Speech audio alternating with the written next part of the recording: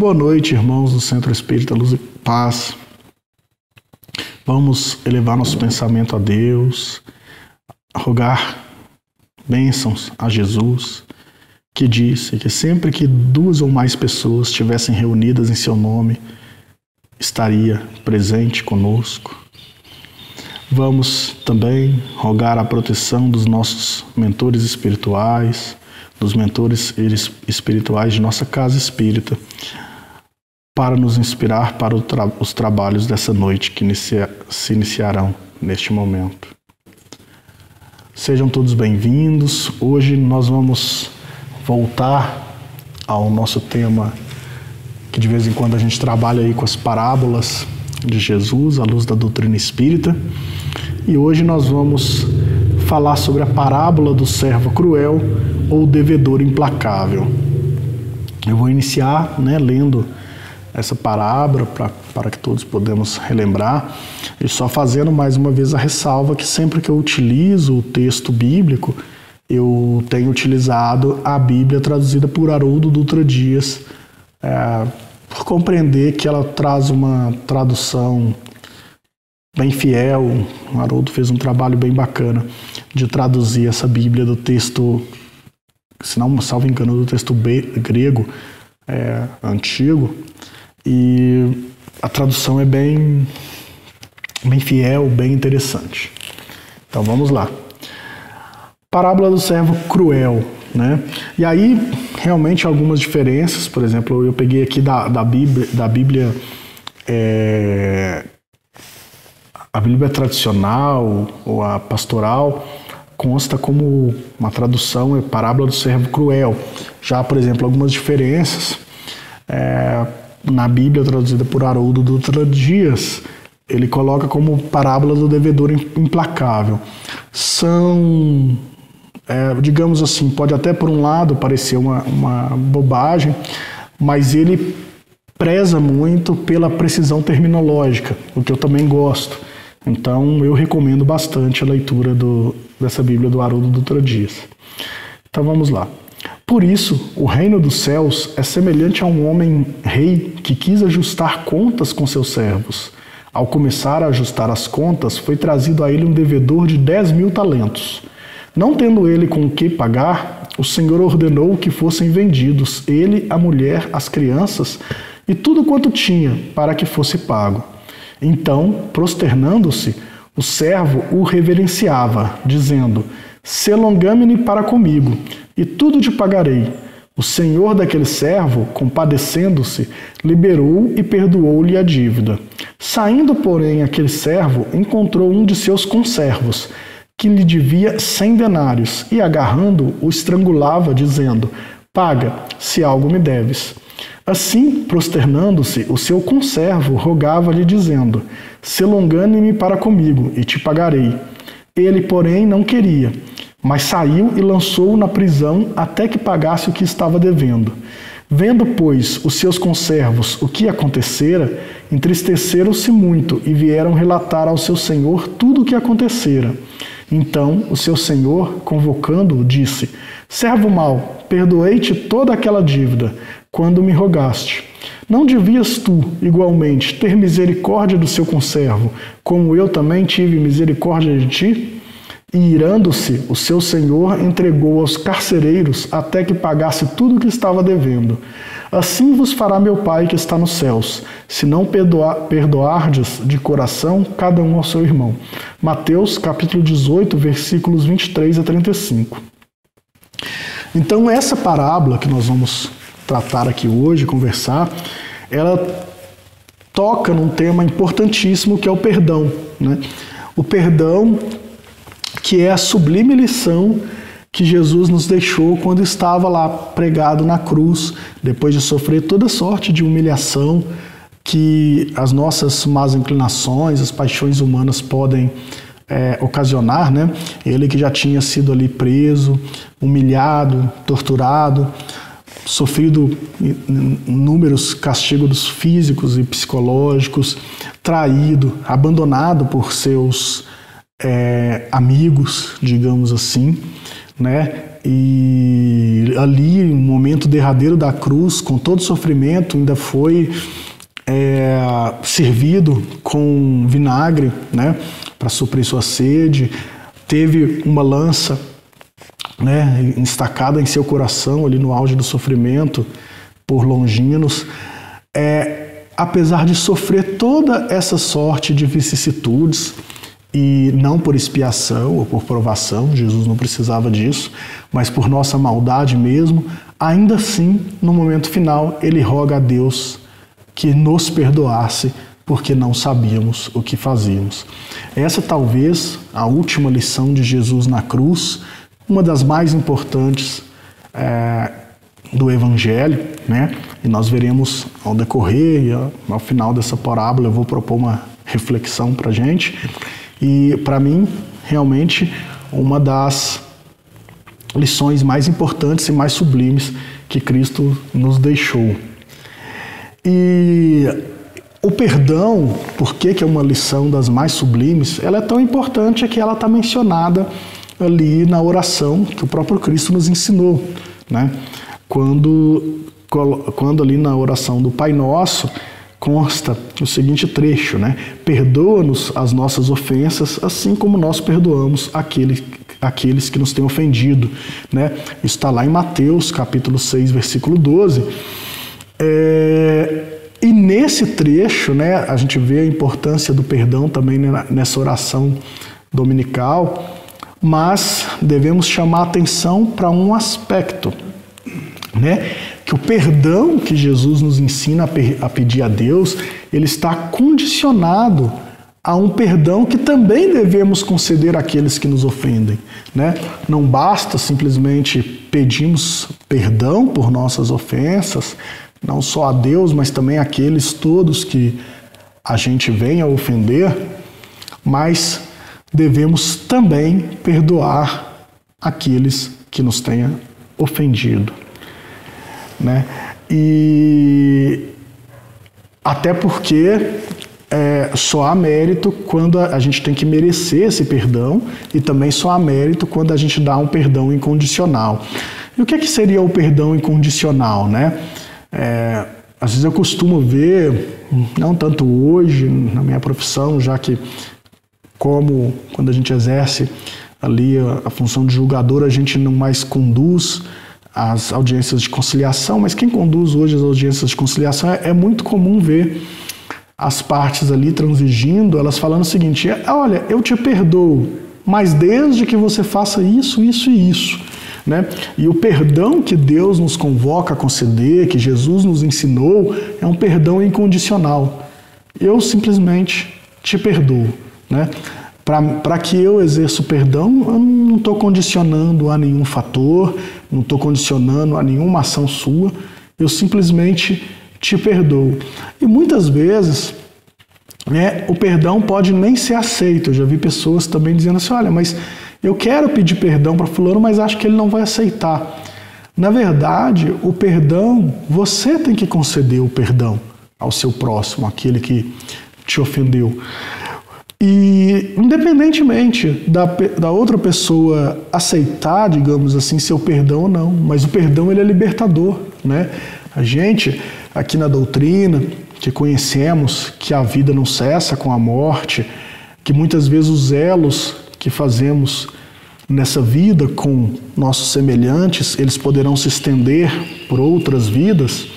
O perdão ele é libertador na medida em que, quando a gente perdoa, se a gente não perdoa alguém e fica guardando mágoa, guardando ódio, guardando sentimento de vingança, a gente mantém uma ligação psíquica muito negativa com essa pessoa. E a gente vai continuar ligado a ela por outras encarnações até que a gente resolva todo esse problema e se liberte. E aí o vínculo que passa a nos unir seja um vínculo de amor que é libertador.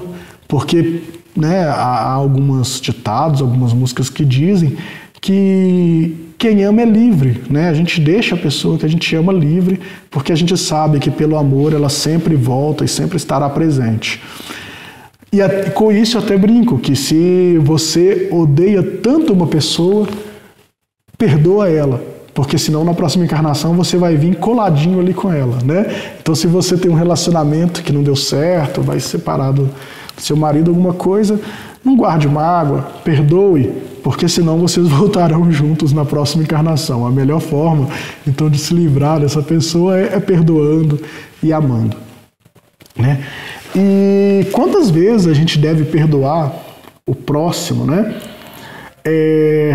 Eu li ali essa parábola, né, nos versículos 23 a 35 de Mateus, mas um pouquinho antes, né, nos versículos anteriores, nos 2 versículos anteriores, Jesus nos dá a medida de quantas vezes devemos ser capazes de perdoar. Vou ler aqui esses 2 versículos anteriores.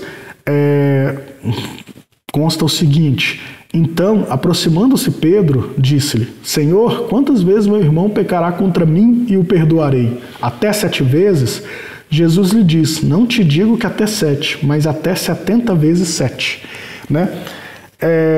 O que Jesus nos ensina aqui é que devemos perdoar incontáveis vezes, né?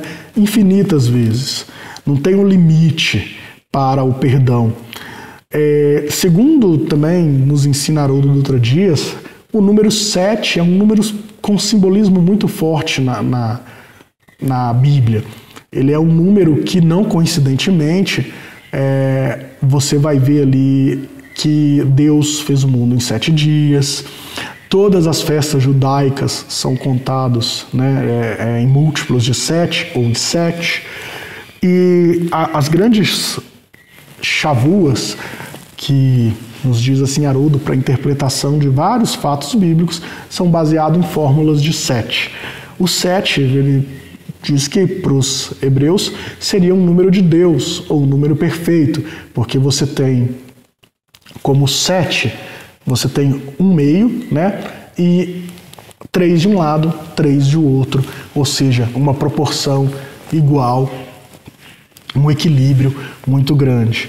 E quando os hebreus dizem, quando Jesus então diz até 70 vezes 7, né, não é para a gente interpretar isso literalmente e falar, o limite de perdão é 490 vezes. Perdoei fulano 489 vezes, deu 490, acabou. Não perdoo mais, não é isso. O que Jesus quer dizer é que devemos perdoar infinitas vezes. Porque, se a gente for pensar assim, Deus também nos perdoa infinitas vezes, né?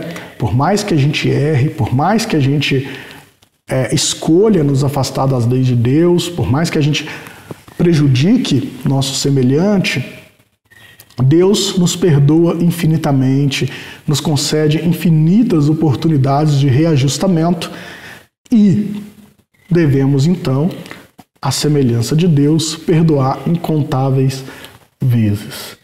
Vamos entrar, então, né, na parábola propriamente dita.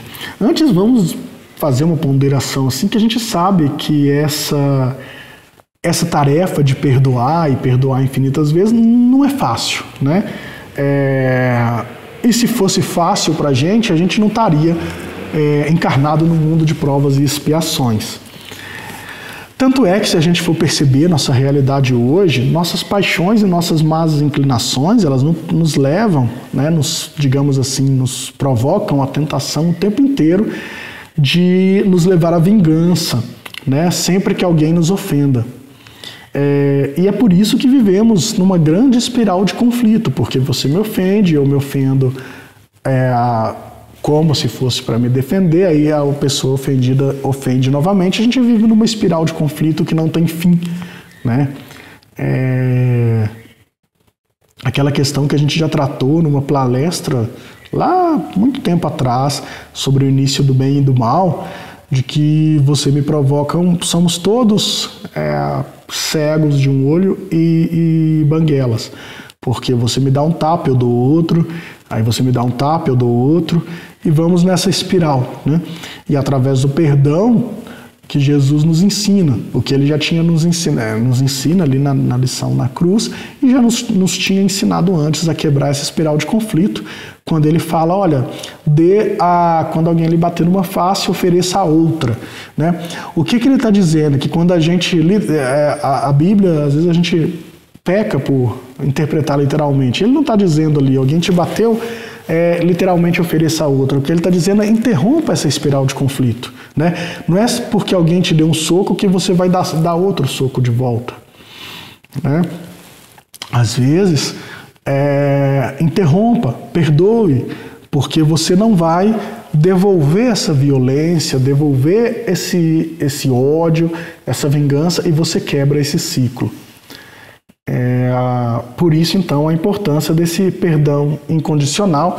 Eu sei que é difícil, mas na medida em que a gente vai exercendo essa prática, no final ele se torna um hábito, a gente nem vai perceber mais que estamos perdoando, e quando ele se torna um hábito quase que automático, a gente adquire uma virtude. E aí a gente dá um salto imenso na nossa jornada de evolução espiritual.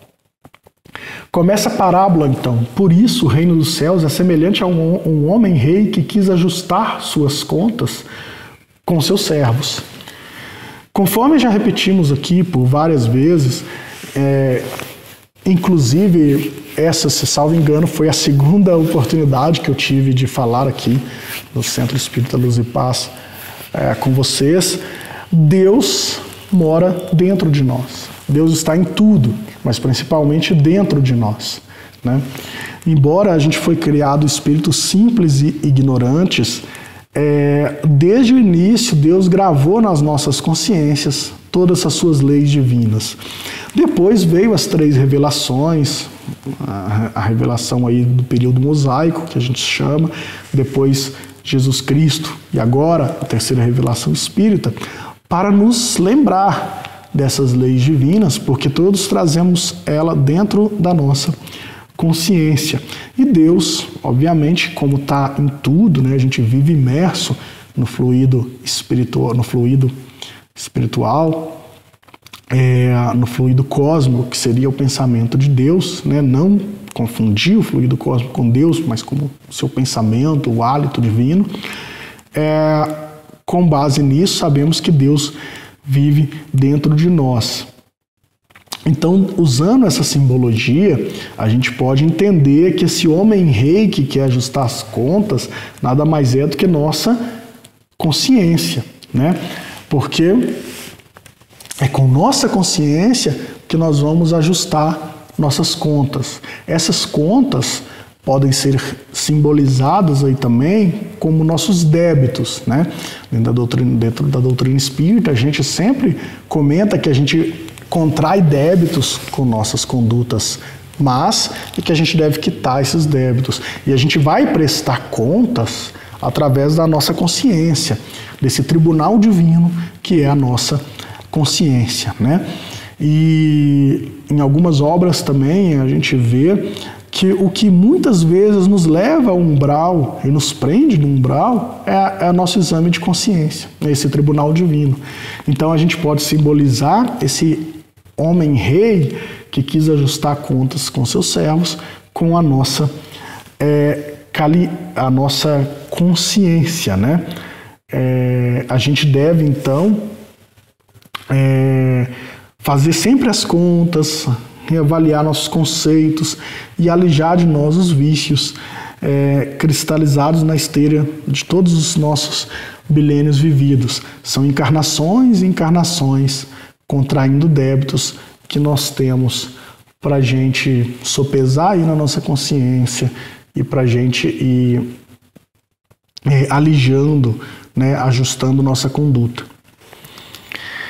Prossegue então a parábola. Ao começar a ajustar as contas, foi trazido a ele um devedor de 10.000 talentos. Não tendo ele com quem pagar, o Senhor ordenou que fossem vendidos ele, a mulher, as crianças e tudo quanto tinha para que fosse pago.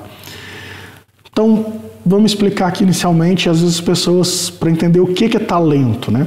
Talento era um tipo de moeda que tinha na época. Você tinha denários, você tinha talento. E a talento era uma moeda de origem grega, podia ser um talento de ouro ou talento de prata. E 10 mil talentos para essa época, então era considerado muito dinheiro. É como se fosse uma pequena fortuna hoje.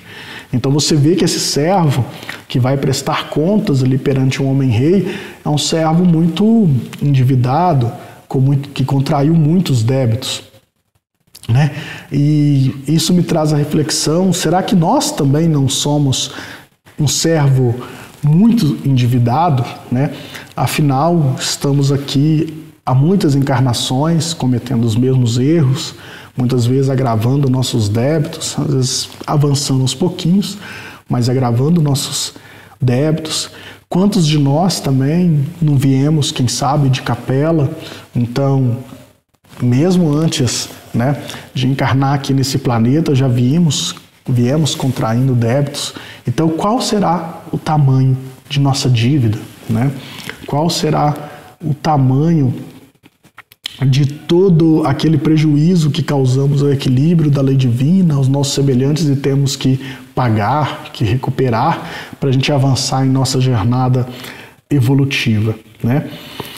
E outra coisa também para a gente esclarecer aqui, que aí diz que não tendo com que pagar, o Senhor ordenou que fossem vendidos ele, a mulher, as crianças e tudo quanto que tinha para que fosse pago, né?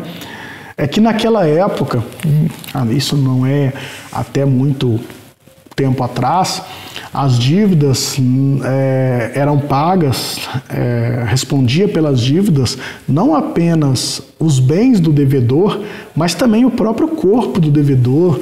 Quem teve a oportunidade de ler O Mercador de Veneza, de Shakespeare, vai ver isso muito claro, a sua liberdade, de seus familiares, né? A pessoa acabava virando escrava, seus filhos, sua esposa eram vendidos como escravos. Então, o devedor ele respondia com o seu patrimônio, o seu corpo e de toda a sua família. E hoje, com a nossa evolução espiritual, nossa justiça humana ela caminha na direção da justiça divina, né? A gente também já teve um encontro específico tratando disso. Eu convido a todos vocês que quiserem rever ou que não tiverem tido oportunidade, essa conversa está lá no nosso canal do YouTube. Se não salvo engano, o título é Justiça Humana versus Justiça Divina. Mas a gente caminha em direção à justiça divina.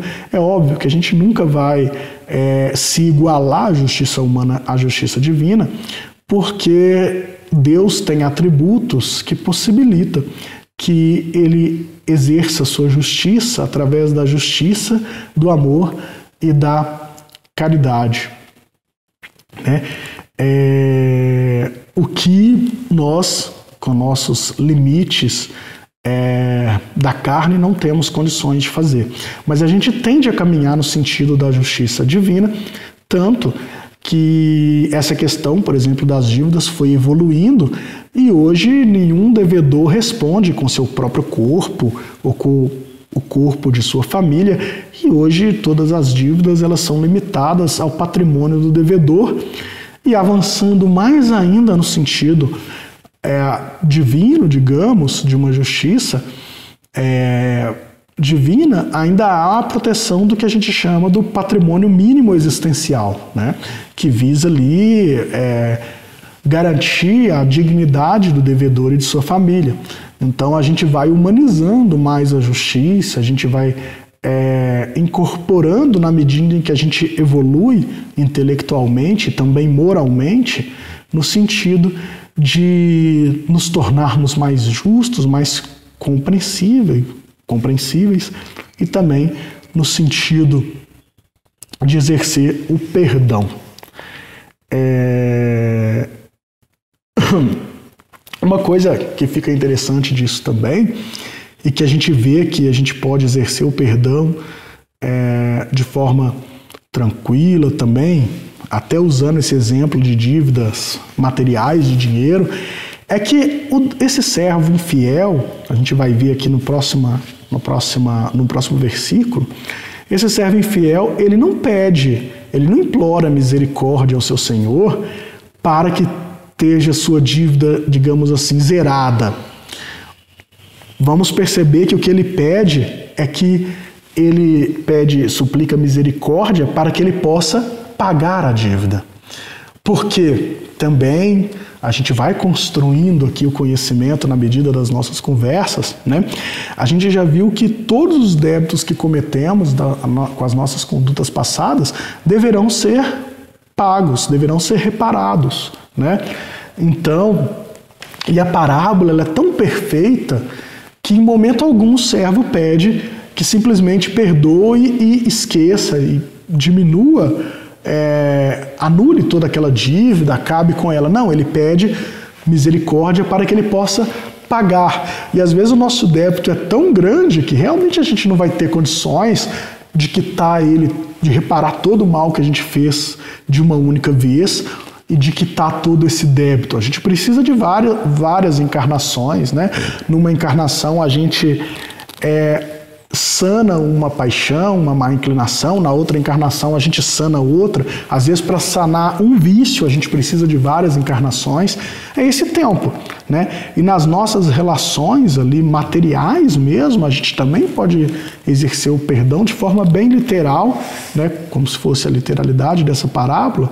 Por exemplo, quando a gente vê que uma pessoa nos deve, quando a gente tem uma dívida conosco, e que a gente sente que a pessoa não é por maldade, não é por pilantragem, digamos assim, mas que a pessoa tem dificuldades em pagar e por misericórdia a gente acorda, por exemplo, a receber parcelado, né, esse débito. Será que quando a gente faz isso nós não estamos exercendo também o perdão? Como Deus nos concede essa moratória, essa possibilidade de parcelar, né, as nossas dívidas? Então, tudo isso fica para a nossa reflexão nessa parábola que Jesus nos traz. Então, como a gente vê no versículo seguinte, então, prosternando-se o servo, o reverenciava, dizendo, sê longâmine para comigo, e tudo te pagarei. Né? Em momento algum, o servo diz, me perdoa, extingo essa dívida e eu nunca vou te pagar. O que ele propõe é, eu vou te pagar. Mas seja misericordioso comigo, eu necessito de tempo para que eu possa trabalhar e te pagar. Como funciona, a gente já colocou aqui, o mecanismo ou o código penal da vida futura. Eu cometo um débito, inevitavelmente eu vou ter que reparar o mal que eu fiz e expiar. Né? E é óbvio, a gente pondera aqui que como a lei de justiça, ela é também de amor e de caridade, se a gente passa a exercer o bem com uma frequência maior, né, a gente atenua essa dívida, mas nunca extingue. Né? A gente sempre vai atenuar, pode atenuar nossa expiação, abreviar nossa expiação, mas sempre vamos ter que quitar essas dívidas. Então, né, como a gente já disse, todos os nossos débitos devem ser pagos, reparados e expiados. Né? Então é isso que nós devemos sempre orar a Deus, como esse servo, né? Quando a gente vai suplicar aí perdão às nossas dívidas, que a gente deve levar em consideração, será que seria justo eu pedir que simplesmente não pague minhas dívidas?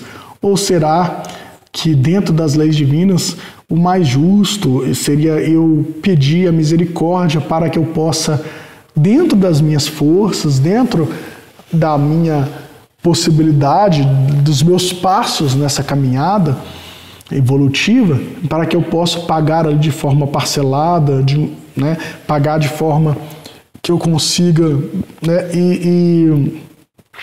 e quitando e reparando o mal que eu já fiz. Né? Que possamos então reparar todo o mal que tenhamos feito, expiando nossas faltas para vivenciando a experiência oposta, né? Quando a gente expia, a gente repara o mal e depois a gente expia para que a gente viva essa experiência do lado oposto, porque quando a gente vivencia essa experiência do lado oposto, a gente consolida em nosso coração a vontade de optar sempre pelo bem, ou seja, escolher dentro do livre-arbítrio a sujeição às leis divinas. O senhor daquele servo, compadecendo-se, liberou-o e perdoou-lhe a dívida. É a compaixão de Deus para conosco, né? Como eu já disse aqui, não obstante toda a nossa imensa dívida nesse mundo de provas e expiações, Deus nos perdoa sempre de forma absoluta e incondicional, né? No sentido de que para Deus é irrelevante o mal que cometemos, né? Você pode ter cometido um pequeno deslize ou um deslize muito grande, Deus sempre vai lhe perdoar e vai lhe dar a chance de recomeçar, de reparar esse mal, de expiar o mal e de voltar ao caminho da lei divina. Ou, para a gente relembrar aqui o nosso último encontro, a encontrar aquela estrada livre e boa, bem pavimentada, que vai nos levar à direção ao cume, né? Saindo, porém, aquele servo encontrou um de seus conservos, que lhe devia 100 denários, e agarrando, o estrangulava, dizendo: paga, se algo me deves. A impiedade com que age o servo com seu conservo nos convida a uma reflexão. Não teremos porventura agido algumas vezes dessa maneira? Embora Deus releve nossas faltas, Deus nos perdoe constantemente, nos conceda sempre a oportunidade de recomeçar, de reparar o mal que cometemos. Será que nós também fazemos isso com nossos conservos? E aí, conservos quer dizer nosso semelhante, né? Da mesma forma que somos servos a Deus, nós temos pessoas que são subordinadas a nós, ou pessoas ligadas a nós por qualquer vínculo. Então, será que a gente não está agindo de forma impiedosa, como esse servo da parábola agiu com o seu conservo? Jesus também já nos chamava atenção, desde a sua pregação e muito antes da cruz, que com a medida com que medirdes, vos medirão a vós. Está lá em Marcos, capítulo 4, versículo 24. Né? E outro exemplo que Jesus nos dá também é a passagem da mulher adúltera. Né? Quem de nós nunca pecou? Será que algum de nós nunca cometeu um delitozinho sequer? Bom, se nessa vida nós conseguimos até hoje passar sem ter cometido um crime, no sentido do nosso Código Penal, né? Muita gente se orgulha, olha, nunca cometi um crime. Mas será que na vida passada a gente não cometeu nenhum crime? Será que nós não já fomos criminosos em vidas anteriores, né? Pensando assim, né? E quando a gente traz essa reflexão que Jesus nos ensina, será que a gente tem direito de apedrejar quem quer que seja, né? Hoje me surpreende muito, às vezes a gente vê muito cristão aí pregando que bandido bom é bandido morto. Será que quem prega isso numa encarnação passada também não foi um bandido, né? Será que você, na história de sua vida imortal, né, de todas as suas encarnações, será que você tem um telhado de vidro, que você nunca pecou também, nunca cometeu um delito, nunca cometeu um desvio, né? Então fica essa reflexão que chama bastante atenção, às vezes até em nome do Cristo, a gente julgando, a gente pregando ódio, né? E esquecendo dessa lição tão sublime que Cristo nos deixou do perdão. Muitas vezes com o escopo de vingança, né? Travestida de justiçamento, que difere de justiça. Justiça não é justiçamento, e quando a gente vê essa turba enlouquecida, ensandecida, pedindo penas cruéis, pena de morte, né? A gente está querendo justiçamento, não justiça, né? É como se a gente avançou tanto moralmente, intelectualmente, no sentido de, como eu disse antes, e caminhar no sentido da justiça divina para a gente dar um regresso, né?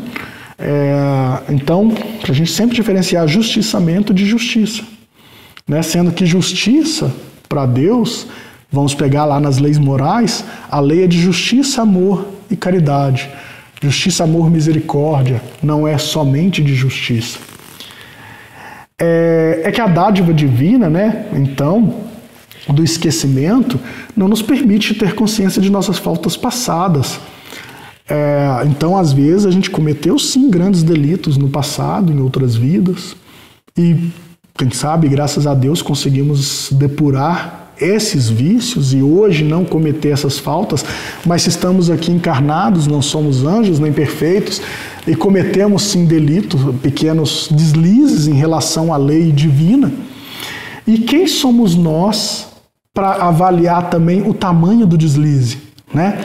Às vezes eu não cometo o mesmo desvio da lei divina que o meu amigo, o meu semelhante comete.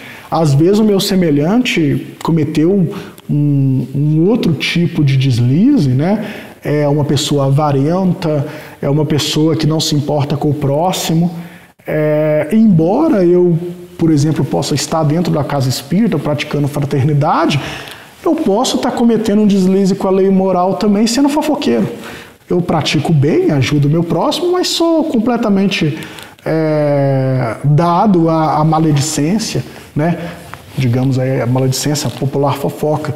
Então, quer dizer, o meu deslize da lei divina só difere do meu próximo. Então, por que eu vou ignorar, né? Por que eu vou julgar meu próximo? Só Deus tem todos os atributos, só Deus tem toda essa capacidade de sopesar as faltas dos nossos semelhantes.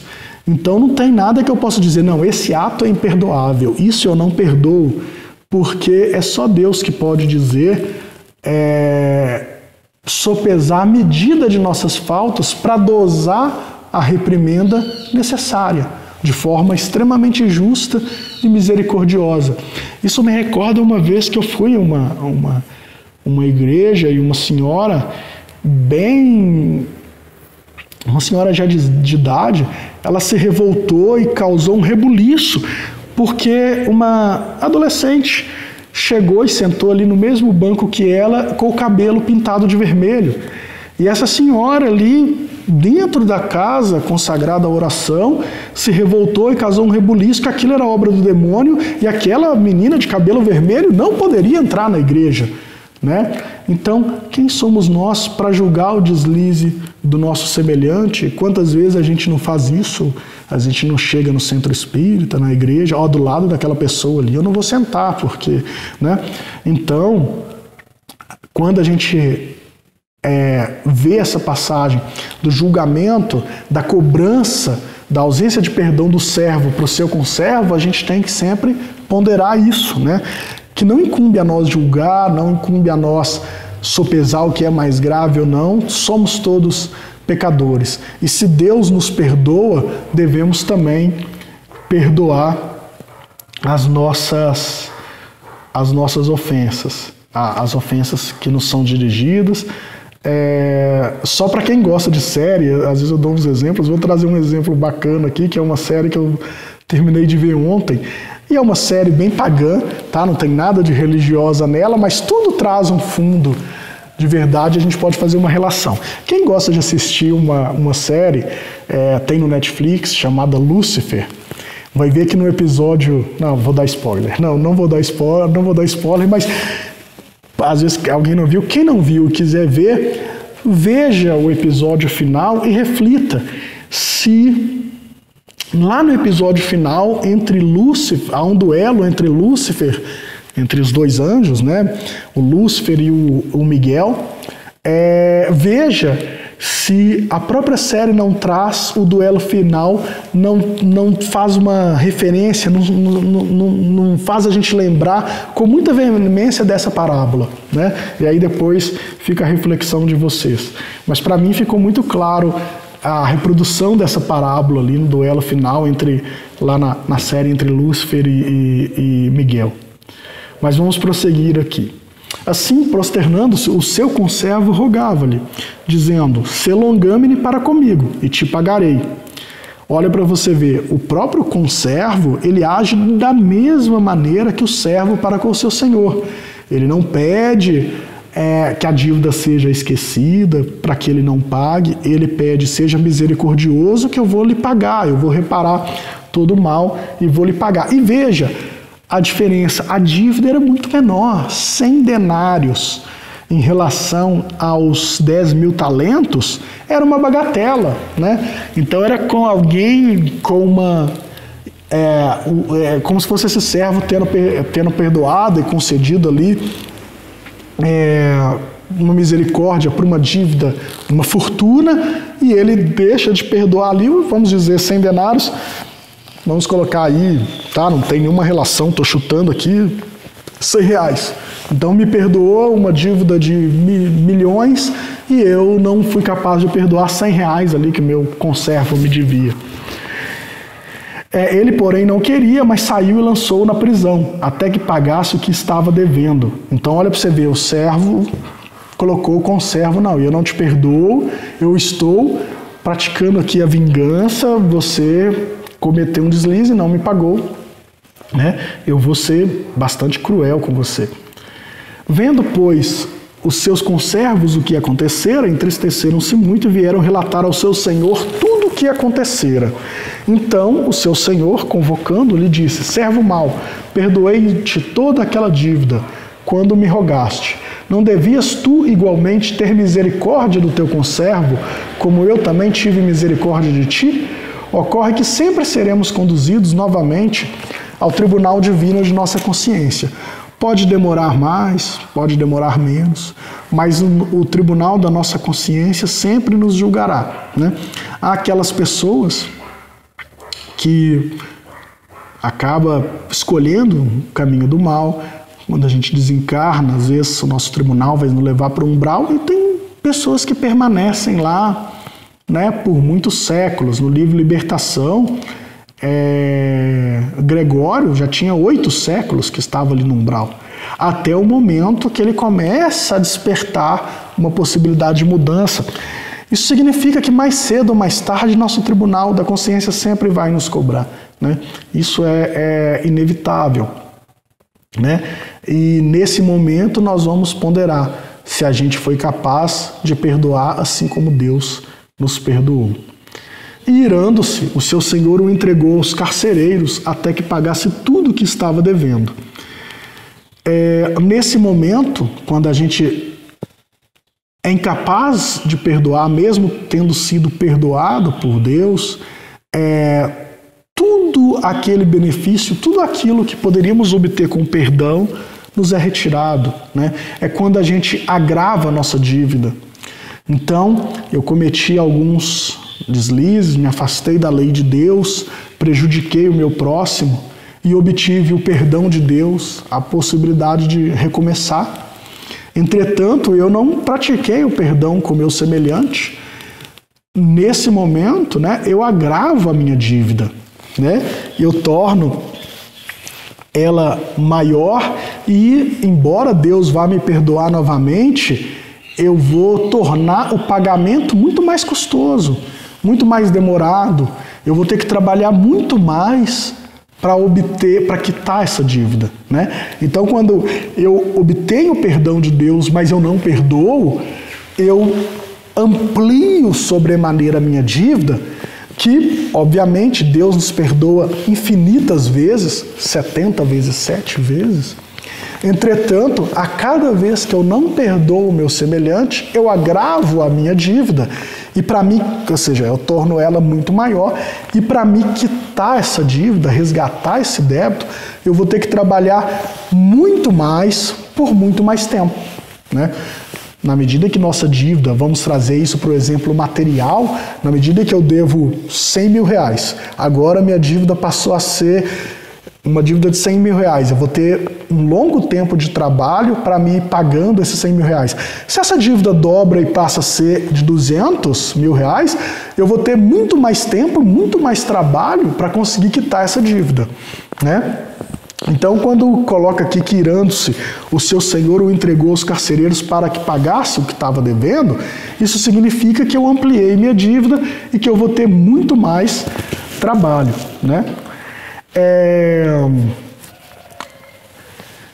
se trata de ensinar, então, o que essa parábola, caminhando aqui já para o final, o que essa parábola nos quer ensinar?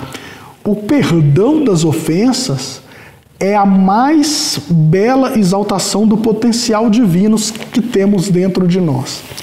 Eu disse lá no início que, para mim, o perdão é uma das mais sublimes e mais belas lições que Cristo nos deixou, tanto que foi a derradeira lição que ele deixou quando ele estava ali na cruz, né, prestes a regressar à pátria espiritual. Ele nos deixou essa lição. Por quê? Porque quando a gente conseguir exercer o perdão, nós vamos estar espelhando, refletindo o nosso potencial divino, né? Jesus disse lá também em sua pregação, né, tá lá em João, capítulo 10, versículo 34, ele disse: não está escrito em vossa lei, eu disse, sois deuses? E quando Jesus, você vê como é que há uma ligação entre todas as revelações, quando Jesus disse isso, que, né, o João nos relata essa passagem, Jesus está se referindo lá ao Velho Testamento. Lá no Salmo 82, no versículo 6, já estava constando: eu disse, vós sois deuses e filhos do Altíssimo, todos vós. E Salmo tirou isso de onde? Salmo tirou isso lá do livro de Gênesis, quando diz que Deus nos criou à sua imagem e semelhança. Ou seja, o que significa nós termos sido criados à imagem e semelhança de Deus? Que Deus é uma pessoa em formato humanoide, né, com cabeça, 2 braços, 2 pernas? Não significa. Essa imagem e semelhança não tem a ver com isso. Não façamos uma interpretação literal, infantil do texto bíblico. Quando diz que somos criados à imagem e semelhança de Deus, o que quer dizer ali no Gênesis é que nós temos o potencial de nos tornarmos perfectíveis, né? Nunca com a perfeição infinita de Deus, mas todos nós, criados espíritos simples e ignorantes, vamos atingir a perfeição relativa, a perfeição de Deus. Quando atingimos essa perfeição relativa de Deus, nós nos tornamos deuses, a sua imagem e semelhança.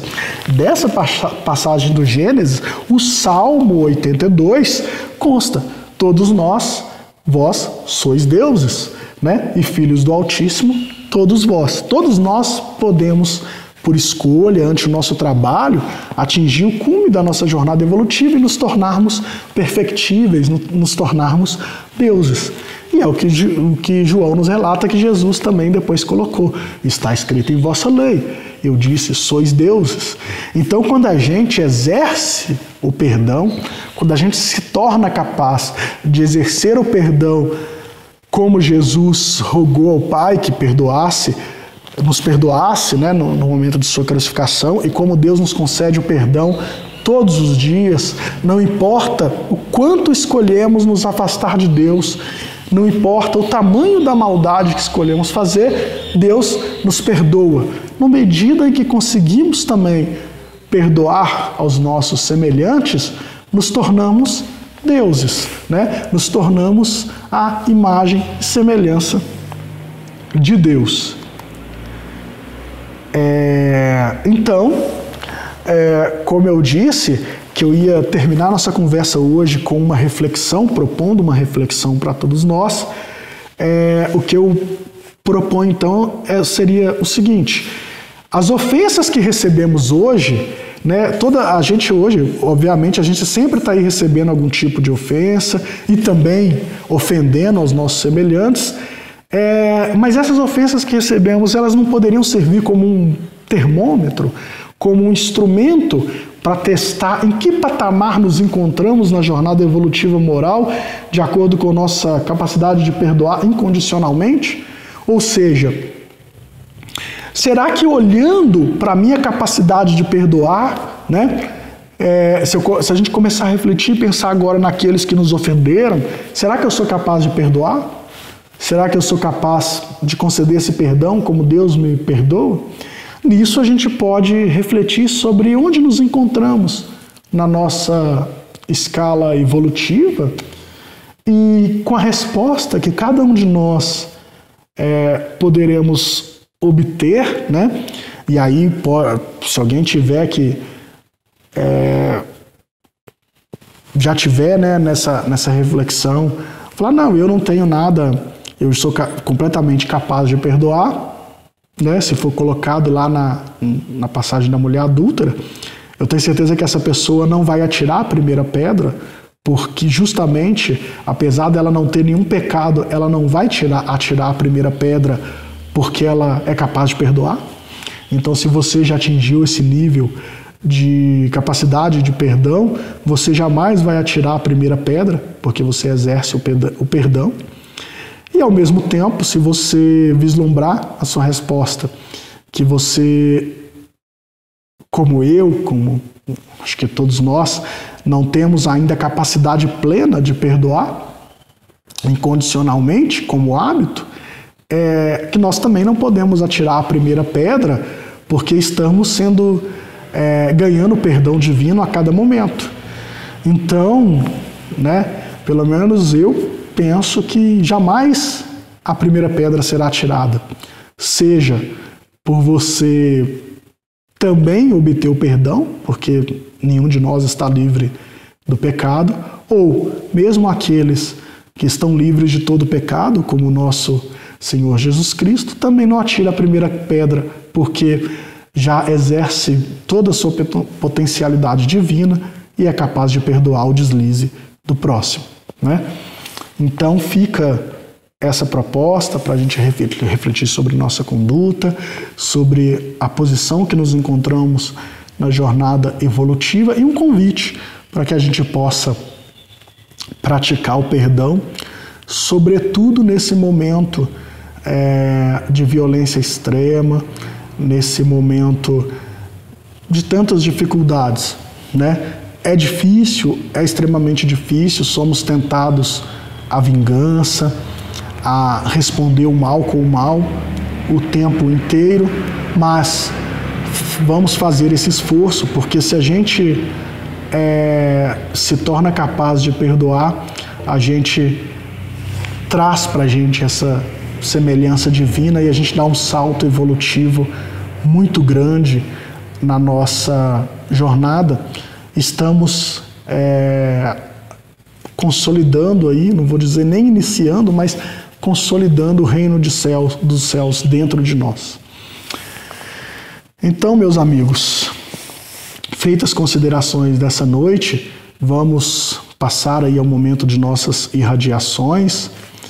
Vamos pedir a Deus e a Jesus, nosso governador espiritual, que através da sua legião, as legiões de trabalhadores do bem que lhe assistem, possam nos amparar e amparar a todos aqueles que necessitam de suporte, de força para enfrentar os desafios da vida, enfrentar todas as vicissitudes causadas por nossos desvios passados, que possam amparar aqueles que sofrem nos hospitais, com as diversas moléstias, as suas famílias que sofrem, angustiadas, que possam amparar aqueles que sofrem pelos que desencarnaram, seus entes queridos, fazendo lembrar, né, em seus corações que a vida não termina com a morte, que estamos numa viagem, alguns regressam antes, outros depois,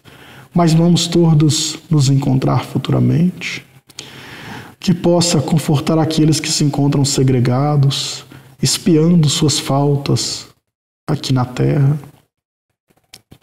que possamos confortar os corações dos órfãos, os desamparados, e que Deus possa nos dar força para que possamos ser instrumentos de Tua justiça divina. Pedimos aos nossos mentores que fluidifique a água aqui presente, e a água presente na casa de cada um de vocês, colocando os fluidos e os remédios necessários ao reequilíbrio de nossas forças, de nossas energias vitais, a recomposição do equilíbrio de nossos chakras, né? Que nossos mentores possam nos abençoar com esse remédio. Antes de encerrar, vamos fazer a mensagem do dia, uma reflexão final, Hoje, dia 2 de agosto, iniciando mais um mês, né? A mensagem de hoje do livro psicografado por Cleito Levi, pelo Espírito Sheila, abençoa e segue. Tempestades te cercam, abençoa e segue. Pedradas te ferem, abençoa e segue. Incompreensões te envolvem, abençoa e segue. O bem que fazes é luz afastando as sombras. Humildade que vivencias é escudo aparando as agressões. O amor que espalhas é paz revigorando-te por dentro. Tudo passa e se transforma para melhor. Em tudo, abençoa e segue, na certeza de que o amor de Deus é bênção constante em nossa vida. Então, fazendo jus à mensagem de hoje, fica o convite a cada vez que sofrermos uma ofensa, que tenhamos a capacidade de abençoar nosso ofensor e seguir em frente. Um grande abraço a todos vocês, desejam que tenham uma semana muito abençoada e até a próxima segunda.